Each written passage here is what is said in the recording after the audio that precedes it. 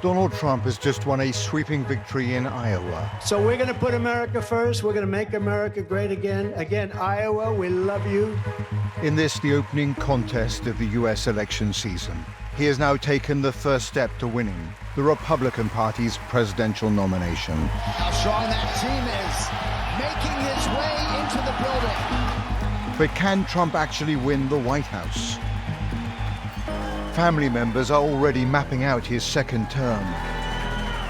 It is scorched earth when he's back in the White House, folks. While former Trump insiders are warning of impending catastrophe. My message would be batten down the hatches. If he won the White House again, we're at risk of that powder keg being lit on fire. At the same time, President Joe Biden faces a mutiny in the Midwest. Sometimes you can't even put it into words, how betrayed that we actually feel. We have what we have, in my opinion. No choices. I mean, two horrible choices. It all opens the door to a Trump return. No more Democrats! No more Democrats! Trump 24, baby. It's a wrap for y'all. Adding to the drama of this race, Donald Trump faces a legal hurricane. In the end, they will fail and we will win because we will never stop fighting to save the America we love. America's fate hangs in the balance. America will be in peril. I think the militia movement will rise. In 10 months, he may be behind bars or president-elect, and just possibly both. Now the question the world must ponder is, Trump, can he return?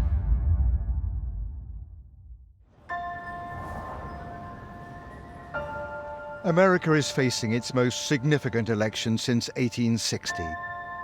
That fateful vote that brought Abraham Lincoln to power on the very eve of the Civil War. This year, Donald Trump enters the presidential race ahead in many of the polls, despite obstacles that would destroy any other candidate. Even more extraordinary, he is campaigning while challenging America's very democratic foundations, still insisting the last election was stolen. The radical left Democrats rigged the presidential election of 2020. 3 years ago, I stood at this spot and heard his words echo across America. We fight like hell, and if you don't fight like hell, you're not going to have a country anymore. And I witnessed the consequences.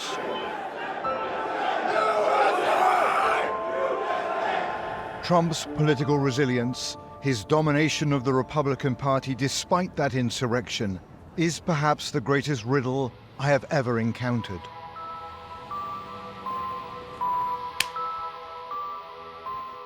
Even for America's seasoned political observers, this story is without precedent. You know, this situation is really unique. Most presidential candidates go away after being rejected by voters. Trump is a different case in this instance. We've never had a former president who's been indicted, and certainly never had one indicted for things he did as president. We're in completely uncharted territory. In theory, we could have a president serving from prison. No one has ever had the almost cult-like hold that Trump currently has on the Republican Party. The greatest enemy of the United States is the Democrat Party and those who support it. Trump Latinos! In the suburbs of Miami,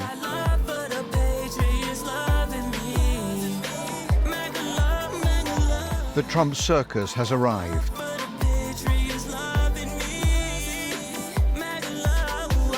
That all-American blend of political theater and patriotic fervor. Trump 2024.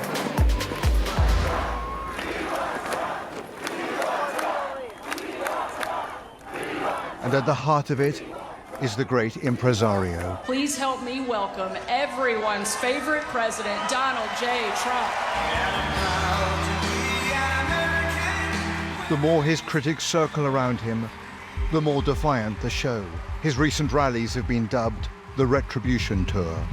They're poisoning the blood of our country. That's what they've done. Featuring rhetoric that critics say draws on the very language of fascism. We will root out the radical left thugs that live like vermin within the confines of our country.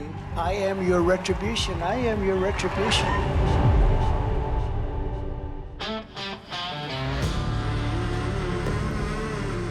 But how on earth is such a campaign going to win over the centrist voters who will decide the election?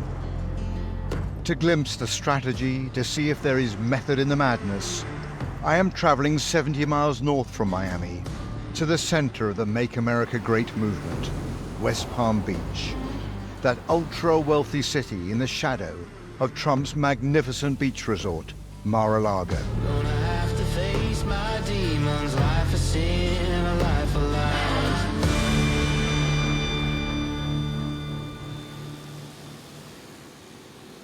In this unremarkable airport hotel, I have been invited to witness one of America's most unlikely political events. It is known as walkaway, an attempt to persuade Democrats to walk away from their party and join the Trump train. And tonight, we're not going to be endorsing any candidates or anything. And if anyone does, they're going to be in trouble. Brandon Stracker is the face of the movement. I'm walking away. And I encourage all of you to do the same. A former actor turned pro-Trump social media influencer, he says minority voters in particular are craving for an alternative to a broken Democratic Party.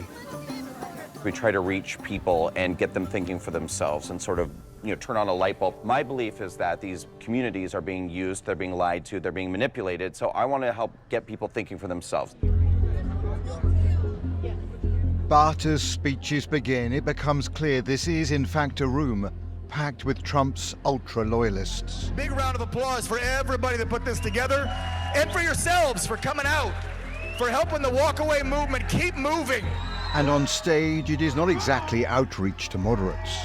You have decided to stand up and say to hell with the bullshit and get out here and stand strong because we are Americans and we have walked away from the garbage. Am I right or wrong? Even the Trump family is here, railing once more against the elite.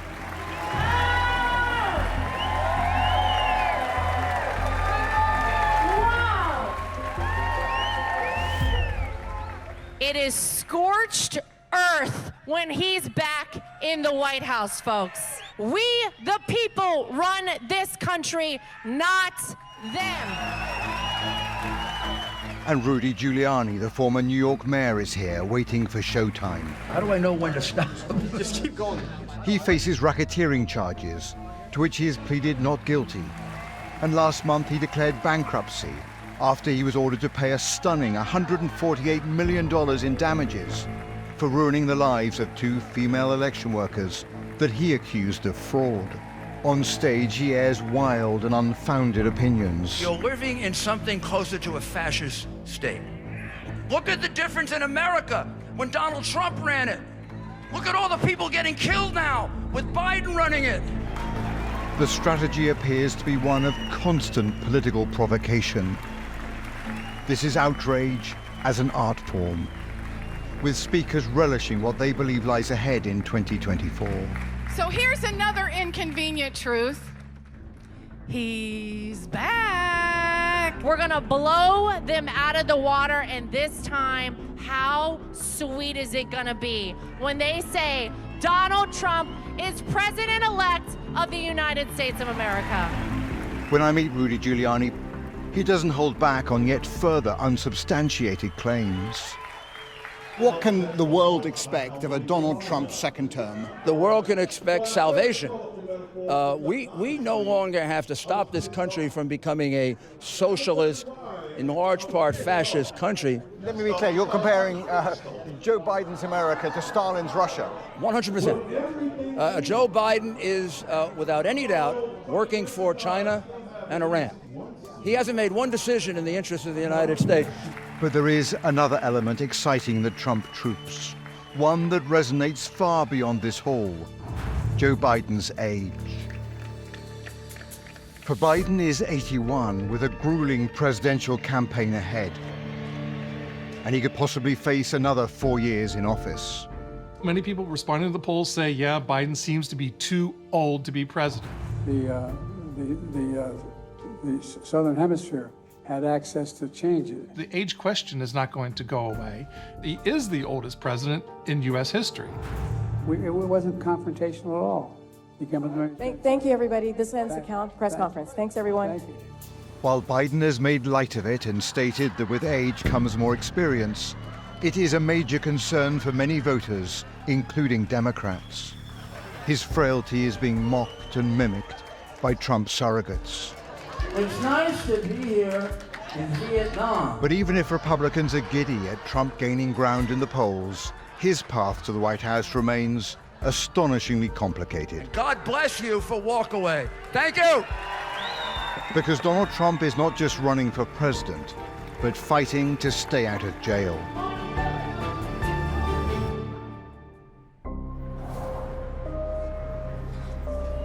He faces 91 charges in 4 separate trials. They can't beat us at the ballot box, so they try and beat us through the law. From racketeering and hoarding classified documents. This is a pure witch hunt for purposes of interfering with the elections of the United States of America. It's totally illegal.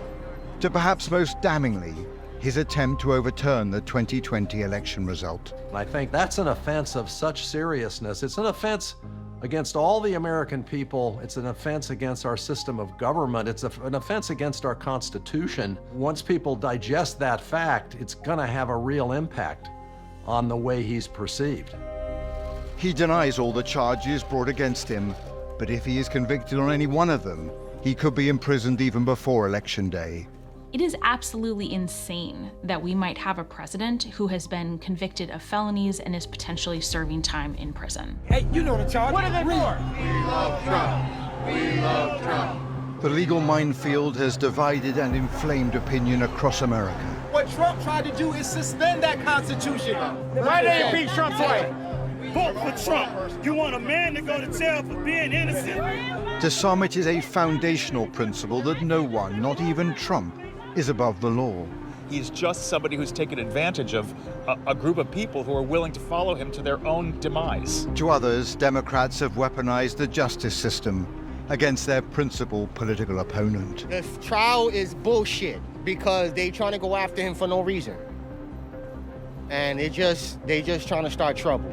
Some states, including Maine and Colorado, have ruled that Trump's name should not even appear on the ballot in his battle for the nomination, saying it is a breach of the Constitution because of his role in the attempted insurrection on January the 6th. But these legal skirmishes are certain to end up here, at the US Supreme Court, where conservative justices are in a decisive majority. They will be issuing a decision, I think, quite rapidly that will determine whether Donald Trump can be on those ballots or not. But remarkably, at the heart of the chaos, Donald Trump is seeing these legal troubles as actually part of his comeback narrative. He wants the trials televised, and that infamous police mugshot has become, in Trump world, a badge of honor. And that audacious strategy appears to be working. Some polls showing that he has established the edge over Biden in many of the key states. In battleground states, Nevada, Arizona, Georgia, Michigan, Wisconsin, Pennsylvania, Trump seems to have a lead in most, if not all, of those states, and they likely will be the decisive states in 2024. The indictments have appeared to only boosted his popularity, at least among the Republican base. There seems to be a sense that he is being prosecuted for being a political candidate, that it is a witch hunt, to use his language. But a lot of voters have also suggested that they are waiting to form an opinion to see what the outcomes of the cases are.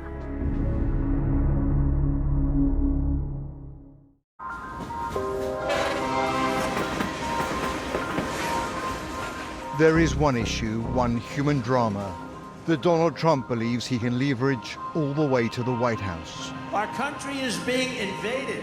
This is an invasion. It is the widespread perception that President Biden's administration has lost all control of America's southern border. Astonishingly, almost 3 million migrants entered the U.S. across this frontier with Mexico last year alone. And this constant, desperate flow allows Donald Trump to claim that America faces not just a crisis, but a national security threat. Drugs, criminals, gang members, and terrorists are pouring into our country. They're running wild in our Democrat-run cities. Republican states in the South are seeking to shift some of the burden to cities run by Democrats. So they are busing thousands north, bringing a border crisis into the Democratic Party's heartlands. In New York alone, an estimated 600 migrants every day are arriving in the city, seeking shelter. Trump has seized on those fears of unsafe or illegal immigration, of unsavory characters coming across the border, and he's made that a central part of his campaign this year. And we will begin the largest domestic deportation operation in American history. Biden's administration says, no, that's not true. It's the border is closed. Well, that seems to be gaslighting. What do we expect to do? Believe you or our own lying eyes? And that is another problem for Joe Biden and his reelection. In Chicago, over 1,000 miles from that southern border, the politics of migration are turning many Biden loyalists into furious critics. No more Democrats! No more Democrats! We've been sold out by our Democrats! Chicago is a Democratic Party stronghold, and yet we find here a political mutiny is underway. We will remember you when it's time to vote. We won't forget. We say enough is enough. We going red now, baby. We going red. Trump 24, it's a wrap for y'all. Many residents here feel they are being betrayed by a president they voted for. Democrat-controlled Chicago declared itself a sanctuary city that would offer help to migrants. But residents were not prepared for this. We are sick and tired. Look what they're doing to us. Migrants need housing, schools, and healthcare, and locals insist they're in desperate need of those same resources. We were going to have a shelter at this particular location. At neighborhood meetings, Trump, come in here. Clean this mess up. anger towards city officials boils over. Stop depending on the politicians and stop voting for the same people getting the same results.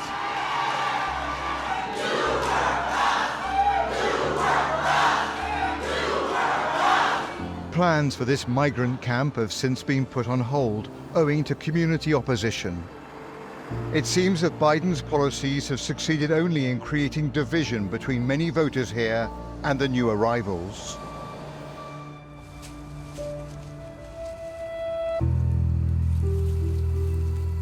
Marcia Eaglin runs a charity that helps to support migrants in the city. She is torn on the issue, as she believes sanctuary is a fundamental American value. I bring stuff down in warm blankets and I drop it by places where I know people are living and they're cold. Okay, I'm gonna look. What is the number? It made me cry. It made me just want to just start hugging everybody and try and figure out how I could fit them in my house or something. Ricardo? Carmen Clay. I don't want to blast my state. I don't want to blast my city. I don't want to even blast my country. What I'm saying is what you're doing is not working. And I ask myself all the time, who in the heck are they talking to, helping to make these decisions?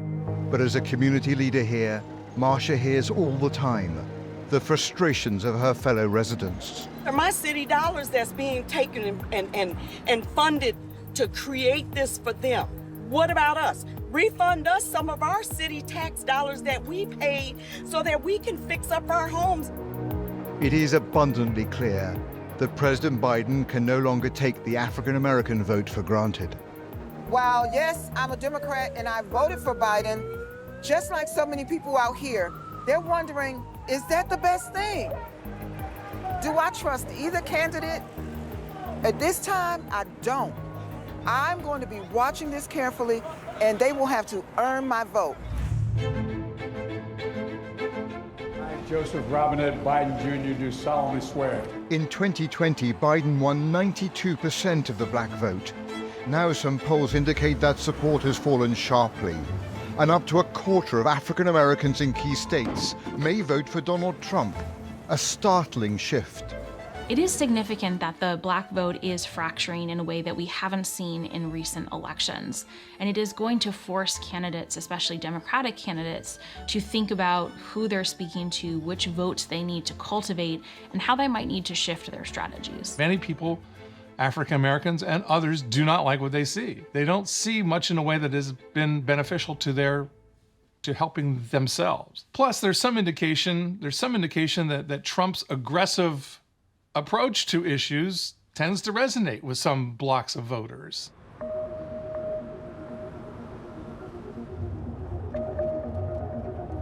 I am having a tour of Chicago with one such voter who is now a passionate advocate for Donald Trump. A lot of black people tend to just vote Democrat instead of looking at policies, and that is what led to a lot of these gripes that they're having now. 24-year-old Zakia is a first-time voter here. She lives near to one of the many migrant camps that are spread out across the city. Trump would say this looks like a third world country, and honestly, I believe it does. Now a pro-Trump social media influencer, she is utterly disillusioned with President Biden. You feel like these scenes that we're witnessing here in Chicago, would at least be addressed if Donald Trump was president? Absolutely, absolutely. Donald Trump said years ago that he was gonna build a wall around this country to secure the border, and that seems like the thing that's being ignored by a lot of our politicians. He has the answers, and I'm sure people would be much happier at the city hall meetings if Trump was in office. I think this country is doomed. You're saying doomed? I think that we have a senile president who isn't concerned about the needs of the citizens and is doing everything he can to destroy the country, honestly. Zakia has given up not just on Biden, but on Chicago.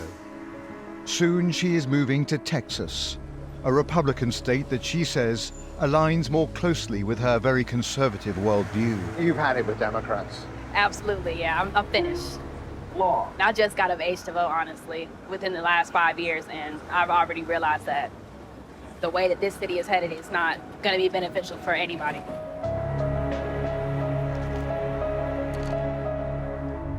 Chicago proudly calls itself a sanctuary city, but that goodwill has now reached breaking point here, and the political implications for the White House are immense.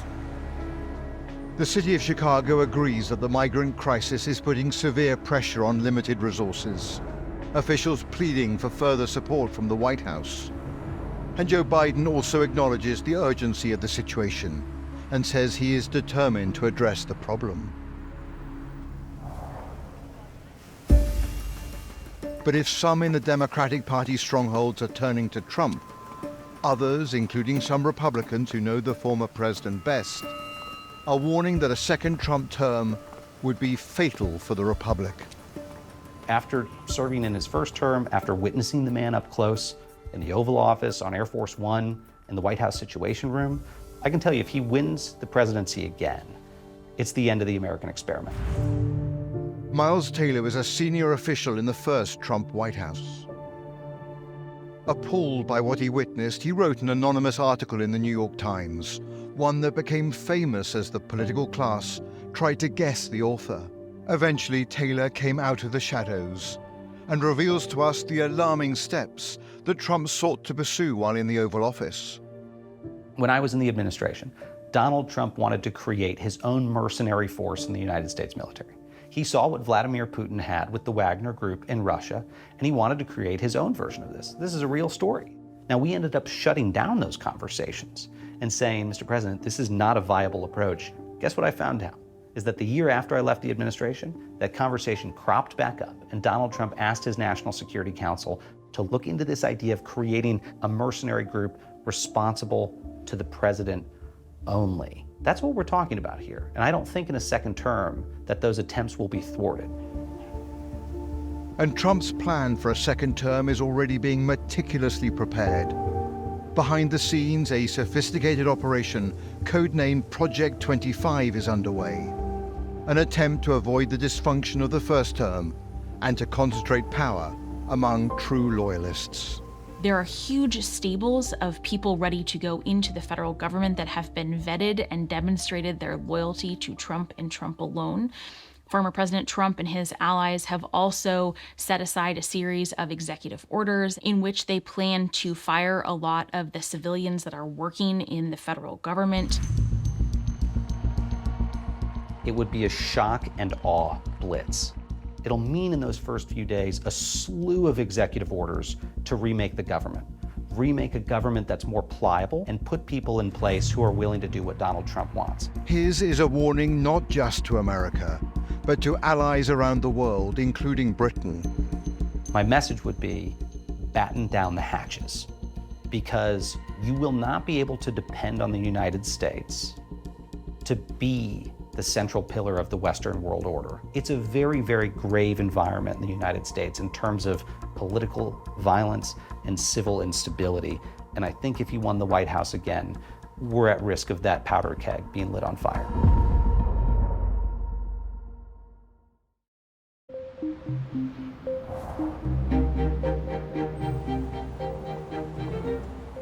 American elections are decided in the heartland, in Midwestern states like Michigan. Trump won here by a razor-thin margin in 2016, then Biden did the same in 2020. And with partisan voters already committed, much of this year's campaign will focus on undecided, centrist, and independent voters. Hi everybody. Very good. My favorite type of voters, independent, non-partisan. Everyone in this room voted for Joe Biden in 2020, but none are fixed in their allegiances. The importance of independent voters in the 2024 election is paramount, because typically a candidate for president cannot win just based on the support of his party or her party. They need to get non-affiliated, independent voters. And these voters tend to really be very important in suburban America. As in every house in this country, the question of Donald Trump's suitability for the White House drives the political conversation. He's an unbalanced human being, and the Lord knows what he might do. He's a narcissist, but there's still a large number of people who believe he's the gift to the world. So I don't know, I'm afraid. I'm in disbelief that he's even on the ballot. He should not be anywhere close to an election. But Joe Biden should draw no solace from that sentiment. He is also in deep trouble with independent voters. For while Biden receives some credit for avoiding a recession and for a growing US economy, for many, it is simply not enough. Even though inflation has come down, people are being stung by the cost of literally everything when they go into the stores. And so as a consequence, as the old saying, it's the economy, stupid. We have homelessness growing in our society and the wealthiest nation in the world. It's a crisis what's happening in this country in terms of the gap between those who have affluence and those who don't. And that's the thing I'm most concerned about on the Democratic side. Biden's approval ratings across America have never been lower. And if Trump wins the White House, it will be in part because of deep disillusionment with the alternative. We have what we have, in my opinion, no choices. I mean, two horrible choices in my mind. And I'm still kind of hopeful that for some reason or another, I'm not wishing any harm to Joe Biden, but somebody else is able to take that position who is more in line with the values that I hold. The concern I have personally is if I do not vote for Joe Biden, what is that going to mean for America if Donald Trump gets back in? As far as Biden is concerned, I think he doesn't stand a chance in Michigan. And I base that mostly on the Arab American population, the vote, how they will be voting in 2024.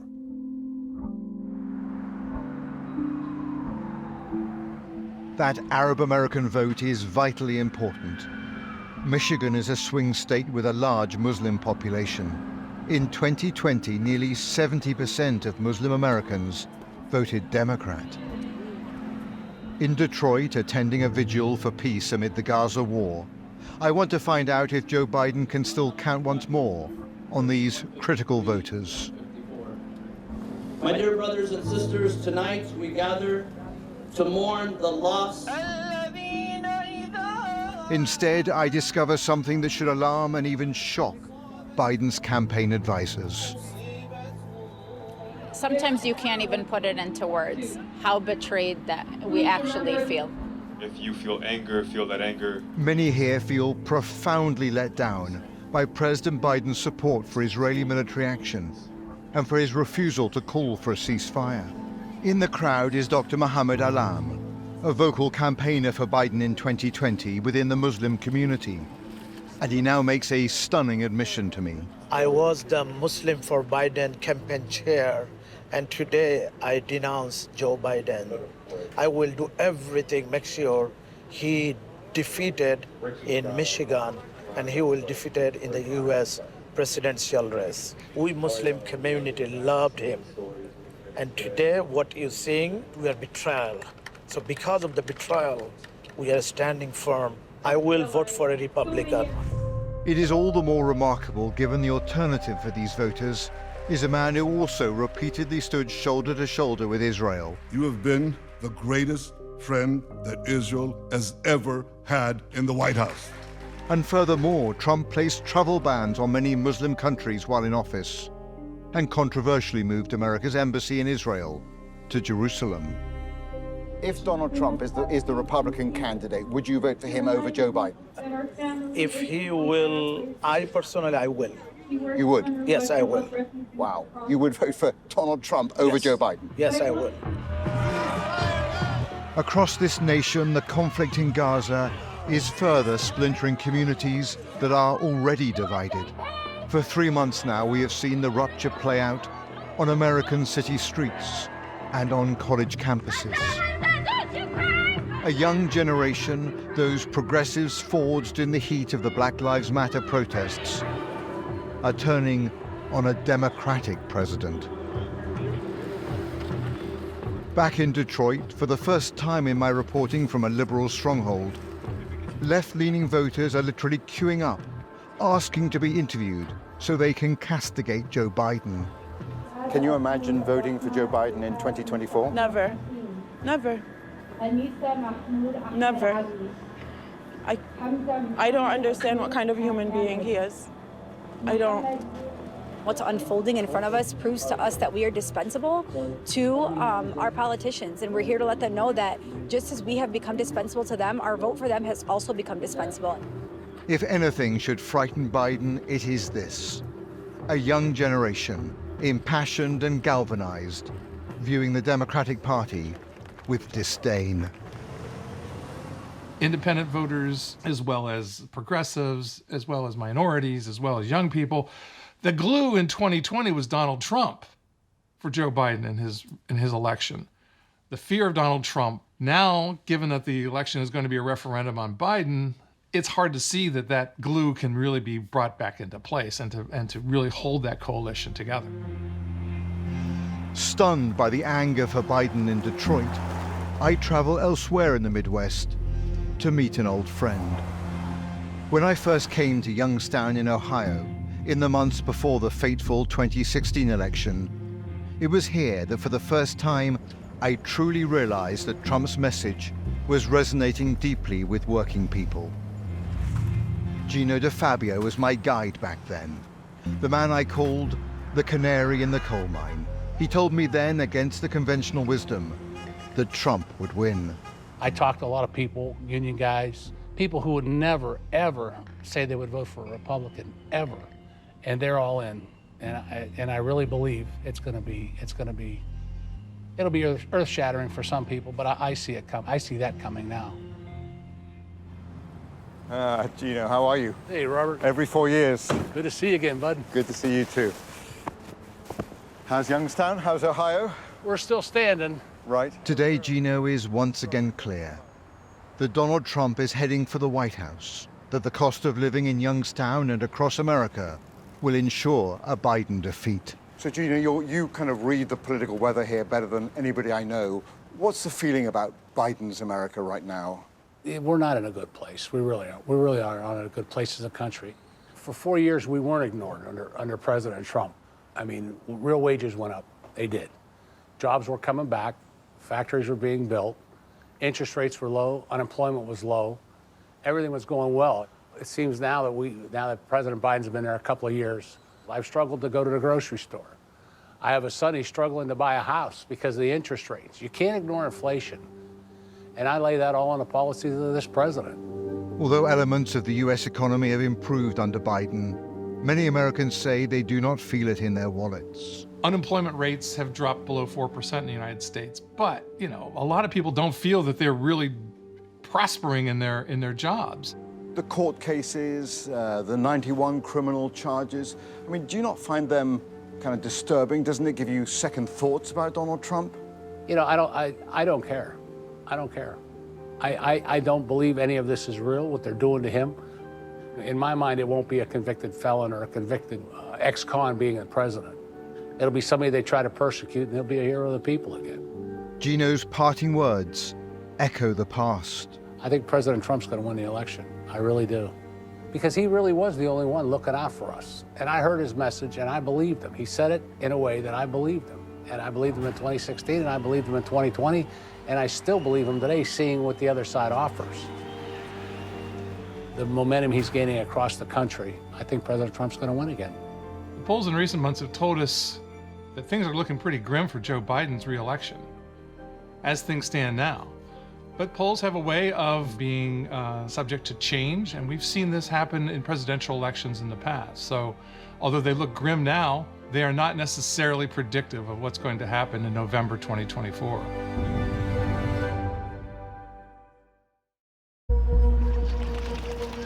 Central to Donald Trump's election strategy is a narrative that portrays the government not as an ally, but as a menace and a threat. For years, he has promoted the idea of a deep state, the belief that a cabal of liberal forces in Washington is seeking ever more power at the expense of freedoms cherished by ordinary Americans. We will demolish the deep state. We've never seen a presidential candidate embrace conspiracies and conspiratorial thinking in the same way that President Trump has done. He has made a central part of his agenda the concept of a deep state, the fact that people are out to get him, that there is a witch hunt. After the 2020 presidential vote, that concept of a deep state fueled the unfounded claims of a stolen election. Either the deep state destroys America, or we destroy the deep state. Now, for this election, there is an even more provocative narrative being pushed by those in Trump's orbit, one they hope can carry them to victory. It paints America as a police state, which has the benefit of allowing Trump to project himself not as a criminal defendant, but as a victim. So without further ado, enjoy Police State.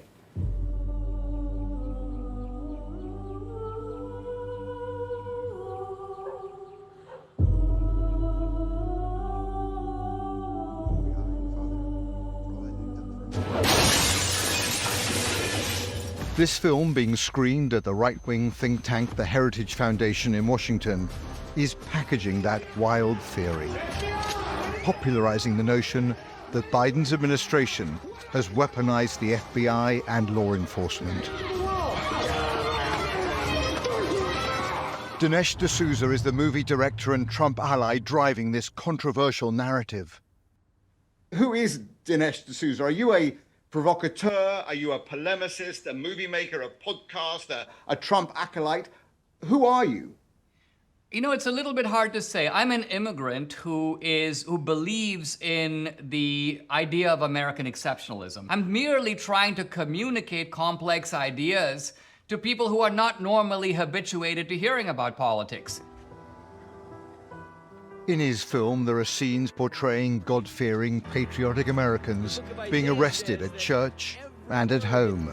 FBI, we have an arrest! In the world of Dinesh D'Souza, America is staring into the abyss. So this idea of waking up America, you are the kind of, the fire alarm for America in your view. I don't know a time other than the Civil War when basic American liberties were so threatened. So, one of the characteristics of a police state, mass surveillance, we have that. Widespread censorship, we have that. Ideological indoctrination in schools and the media, we have that. Criminalization of political differences, we have that. Political prisoners, we have that. Dinesh, we have independent courts and a free media. You seem to be just brushing over that. No, I think that they are free and independent and ideologically aligned on one side. These unsubstantiated narratives have also reached deep within the Republican Party, including with Trump-supporting lawmakers. Critics will say this movie and your views fuel conspiracy theory. Oh, go ahead and say whatever you want. The biggest threat to America and the American people are the dishonest media. What I do know is that these federal agencies have been turned on the very people they're supposed to serve, the American citizen. Joe Biden has weaponized those agencies to go after the American people. These accusations by D'Souza and Trump are coursing into the mainstream of American politics. But academics and independent observers say such claims are extreme and without substantial merit. President Trump has demonstrated a real disregard for the truth and for facts, and continues to put forth every conspiracy that is useful to him. All of this has allowed Trump to try and discredit the numerous legal cases against him. And it's no coincidence that the deep state is coming after me even harder. I have seen for myself what happens when wild narratives gain traction. Stop the steal! Stop the steal! Stop the steal! Stop the steal! The attempted insurrection 3 years ago was propelled by unfounded stolen election claims. And I've witnessed how conspiracies have prompted militia groups to march down American streets. You're heavily armed and on the streets of an American city. I wondered who you are. Not giving it out. Which militia? Not giving it out. Fearing a repeat of January the 6th, I have come to see how some Trump supporters, those heavily armed and with strong faith, are preparing not to initiate violence, but to be ready for societal breakdown if Joe Biden wins in November.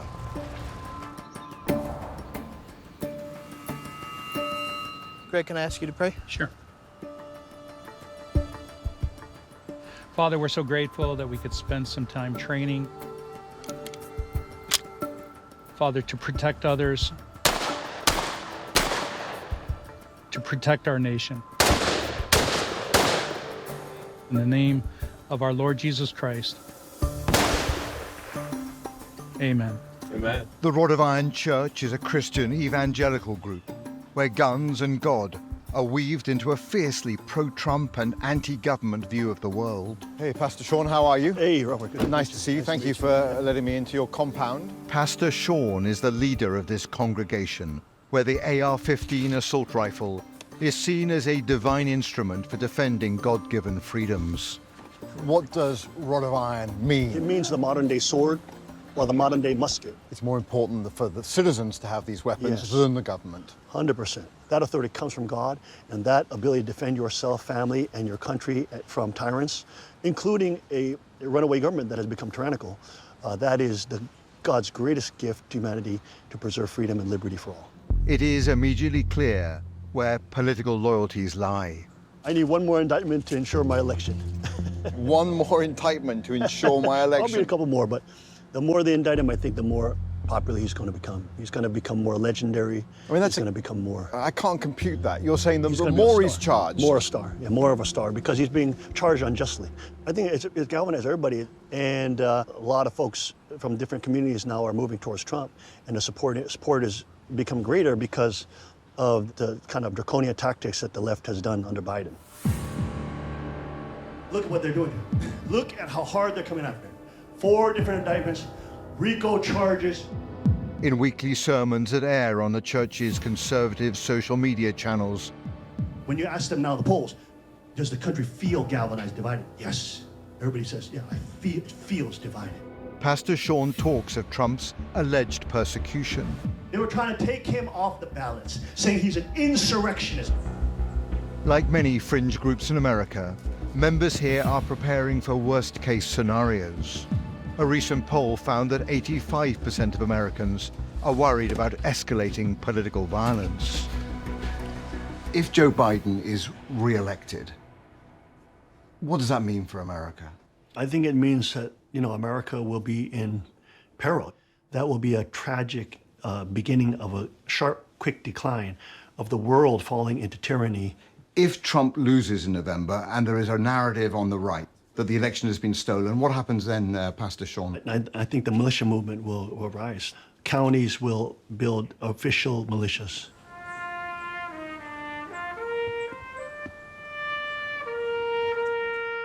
Every year, this church holds festivals celebrating their right to bear arms. Rod of Iron followers display their loyalty to the one man who they believe stands between them and chaos. He's getting persecuted for standing up for the people and not the establishment. And so that's why I think people resonate with him. If he loses, people are going to be praying a lot.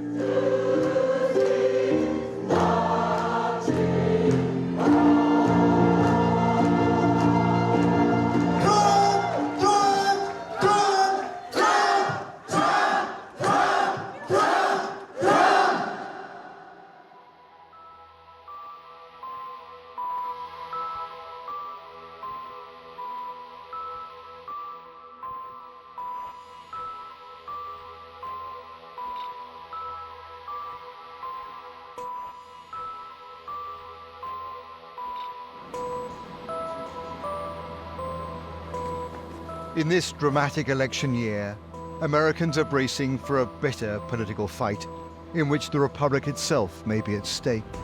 It is clear to me that the progressive coalition that elected Biden in 2020 is in danger of collapse. Trump is seeing his criminal trials as a political gift, believing it underpins his image as a rebel and a martyr. Much remains unclear. How will Americans react to a presidential candidate on trial, perhaps convicted and jailed? Does that turn opinion against him, or further his argument? It leaves Donald Trump at the center of the American storm, a savior to some, an existential danger to others. This country now faces a profound reckoning.